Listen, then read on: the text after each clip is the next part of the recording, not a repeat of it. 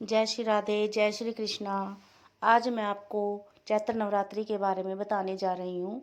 चैत्र नवरात्रि का पावन पर्व कल यानी 9 अप्रैल से शुरू होने जा रहा है, जिसमें हम परम ब्रह्मा शक्ति की उपासना करके स्वयं को और अपने परिवार को दैहिक, दैविक और भौतिक तापों से मुक्ति दिला सकते हैं। देवी भागवत के अनुसार दुर्गा ही ब्रह्मा, विष्णु और महेश के रूप में सृष्टि का सृजन, पालन और संहार करती है। भगवान शिव के कहने पर रक्त बीज, शुंभ निशुंभ, मधु कैटभ आदि दानवों का संहार करने के लिए देवी पार्वती ने असंख्य रूप धारण किए, किंतु देवी के प्रमुख 9 रूपों माँ शैलपुत्री, ब्रह्मचारिणी, चंद्रघंटा, कुष्मांडा, स्कंद माता, कात्यायनी, कालरात्रि, महागौरी, सिद्धिदात्री की पूजा अर्चना की जाती है। नवरात्रि का प्रत्येक दिन देवी माँ के विशिष्ट रूप को समर्पित होता है और हर स्वरूप की उपासना करने से अलग अलग प्रकार के मनोरथ पूर्ण होते हैं। शास्त्रों की मान्यता है कि देवी इन 9 दिनों में पृथ्वी पर आकर अपने भक्तों के सभी कष्टों को दूर कर उन्हें सुख, सौभाग्य, विद्या, दीर्घायु प्रदान करती है। इसलिए नवरात्रि माता भगवती की साधना का श्रेष्ठ समय होता है।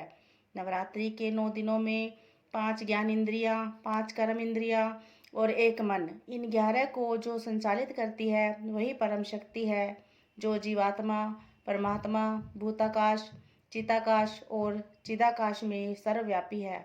इनकी श्रद्धा भाव से आराधना की जाए तो चारों पुरुषार्थ, धर्म, अर्थ, काम, मोक्ष की प्राप्ति होती है। अब मैं आपको नवरात्रि के दिनों में दुर्गा माँ की पूजा विधि के बारे में बताने जा रही हूँ। नवरात्रि के दिन प्रातः घर को साफ सुथरा करके मुख्य द्वार के दोनों तरफ स्वास्तिक बनाएं और सुख समृद्धि के लिए दरवाजे पर आम या अशोक के ताजे पत्तों का तोरण लगाएं। कहा जाता है कि माता की पूजा के दौरान देवी के साथ तामसिक शक्तियां भी घर में प्रवेश करती हैं, लेकिन मुख्य द्वार पर बंधनवार लगी होने के कारण तामसिक शक्तियां घर के बाहर ही रहती हैं। इस दिन सुबह स्नान आदि करके माता दुर्गा की मूर्ति या तस्वीर को लकड़ी की चौकी या आसन पर स्वास्तिक का चिन्ह बनाकर स्थापित करना चाहिए। माँ दुर्गा की मूर्ति के बाईं तरफ श्री गणेश की मूर्ति रखें।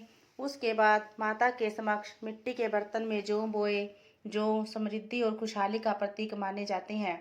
माँ की आराधना के समय यदि आपको कोई भी मंत्र नहीं आता हो तो केवल दुर्गा सप्तशती में दिए गए निवारण मंत्र ओम हे हीम क्लीम चामुंडाय विच्चे से पूजा कर सकते हैं और यही मंत्र पढ़ते हुए पूजन सामग्री अर्पित करें।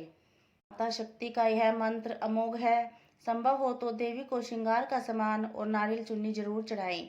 अपनी पूजा स्थल से दक्षिण पूर्व की तरफ घी का दीपक जलाते हुए ओम दीपो ज्योति पर ब्रह्मा दीपो ज्योतिर्त्रय जनार्दन है दीपो हर्तु में पापम पूजा दीप नमोस्तुते, इस मंत्र को पढ़ें और आरती करें।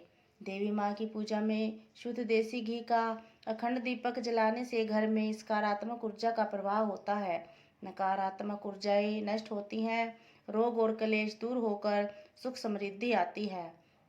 कहा जाता है कि यदि नवरात्रि के दौरान माँ दुर्गा के मंत्रों का जाप पूरे भक्ति भाव से करे तो व्यक्ति को विशेष फल की प्राप्ति होती है, जीवन भय और बाधा रहित हो जाता है और साथ ही समस्त सुखों की प्राप्ति होती है। दुर्गा माता के लिए जो मंत्र बोले जाते हैं उनमें पहला मंत्र है सर्वमंगल मांगल्ये शिवे सर्वार्थ साधिके शरण्ये त्र्यंबके गौरी नारायणी नमोस्तुते।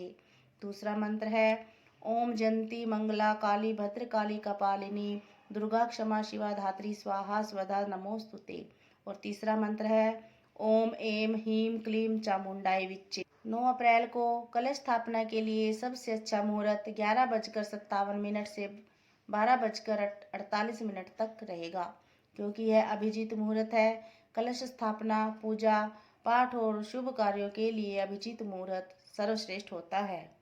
तो यह था नवरात्रों में कलश स्थापना का मुहूर्त का समय और उपासना करने की विधि। हरे कृष्णा, राधे राधे।